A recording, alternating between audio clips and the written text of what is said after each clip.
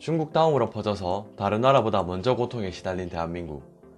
한국은 다른 나라보다 먼저 겪었지만 남다른 모습으로 세계를 감동시키고 있습니다. 전 세계로 급속도로 퍼지기 시작한 지 얼마 되지 않아 각 나라별로 충격적인 소식들이 뉴스와 인터넷에 올라오면서 많은 이슈가 되고 있습니다. 특히 세계 최강의 나라로 불리는 미국마저도 일상생활이 거의 마비가 된 상태라고 합니다.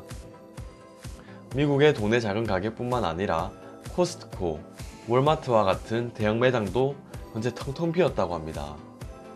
대형 매장은 영업시간 단축까지 하게 되었는데 전국적으로 사재기가 일어나고 있다는 뜻이죠. 이런 현상은 미국뿐만이 아니라고 합니다.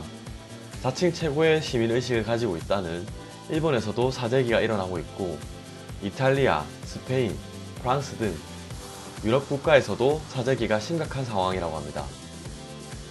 어디를 가도 사재기로 인해 물건이 텅텅 빈 마트, 편의점을 볼 수 있었습니다. 심지어 물건 때문에 작은 실랑이부터 칼부림까지 일어나고 있다고 합니다.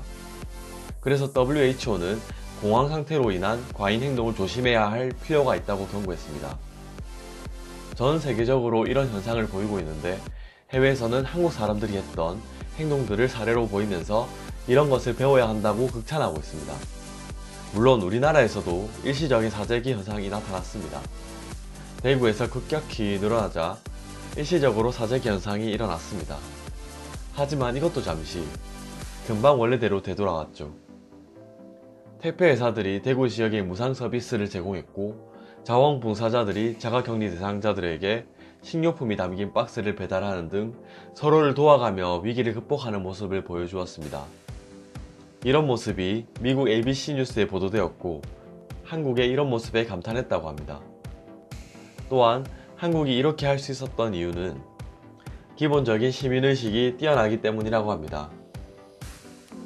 손이 부족한 대구를 위해 휴업하고 달려왔던 500여 명의 의사와 간호사들. 시장은 문을 닫았지만 의료진을 위해 대구 상인들이 준비한 도시락. 하나라도 더 돕겠다고 모여든 수많은 자원봉사자들. 그리고 익명으로 기부되는 수많은 물품들. 전 세계적으로 어려운 시기에 한국 사람들의 이런 모습들은 좋은 기감이 되고 있습니다. 외신들도 극찬하는 부분이 바로 이런 것들이고요. 과거부터 우리나라 국민들은 위기에 정말 강한 모습을 보여왔습니다. 서독으로 갔던 광부 간호사, 새마을운동, IMF 금모으기 운동, 태안 기름 유출 사건 등 한국 국민들의 서로 돕는 정신이 이번에도 큰 빛이 되고 있습니다. 같은 한국 사람으로서 정말 자랑스럽습니다.